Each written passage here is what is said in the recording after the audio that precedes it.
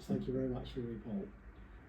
Seeing how big this is for Thurrock, and more importantly, how big this is for the residents of Thurrock, and the time frame that there is now between now and the 17th of September when the Cabinet meeting is, I believe there should be an extraordinary full council meeting so this can be put through to every council.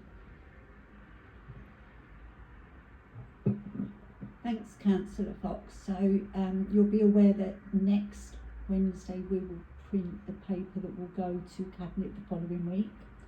And today there has been already a call for an extraordinary meeting, and that meeting will happen. Officers are looking to see when that meeting can be fitted in.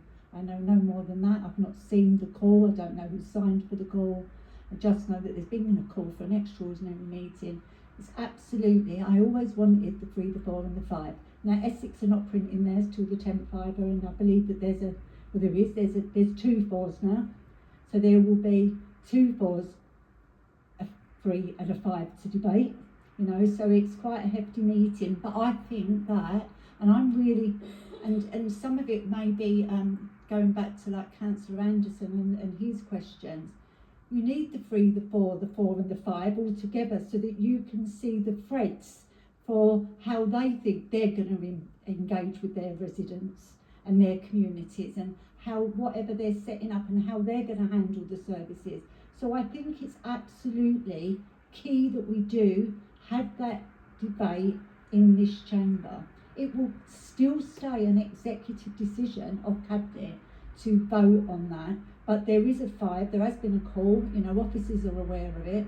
You know, when that will be, I don't know, I can't, you know, I've not even seen the email that's called for the meeting. But I agree with you, you've got to have an opportunity for 49 councillors to have their say. 49 councillors will not determine whether we're getting 3, 4, 4 or 5, because it will then, this is what goes into government, for them to then come out and consult, and you'll have your say on what you think is best during that government consultation. And then, after all of this and all of these meetings and everything that's happened and everybody spending their life around local government reform for the best part of a year, the Treasury will make a decision in February or March. But I think it's absolutely key, you're right, that we do have, I mean, you may have been one of those ones that put your name on that. I don't know, because I've not seen it, you know. All I know is there is one. And I've never shied away from the fact that why we did this was to make sure that there was enough choice.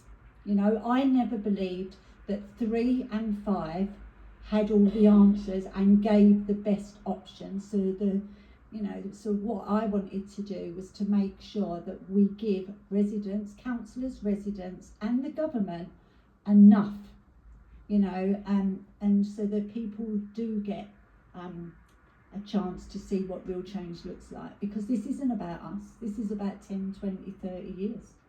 So it's about making sure that we get that right. But you're right, there should be and I've never said that I didn't want that, I absolutely do. And and so we'll be bringing that to the chamber, Councillor Fox. Thank you very much.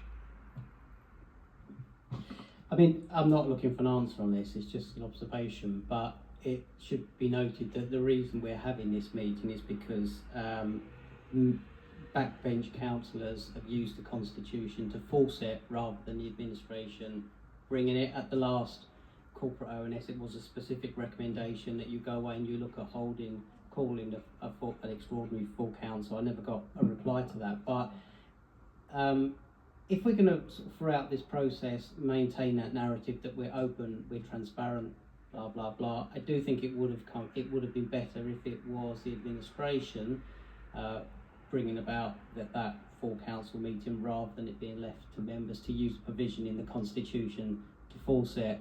But as I say, that's just an observation. It's really not relevant as a point of debate. But I think it would have been helpful in the spirit of transparency. If you, well, we never got a reply. I mean, it was a specific recommendation, and actually, you're saying you welcome that meeting. It's only come about because I'm not a signatory. I don't know who's called the meeting, who signed the letter, but it's come about because members have had to use a provision in the Constitution. But I too welcome that meeting when it comes, and we'll all be able to have. It's all very well going to things where you can ask questions, but it's clear members want to have a forum in which they can have debate. So I think we will welcome that opportunity. Yep, is that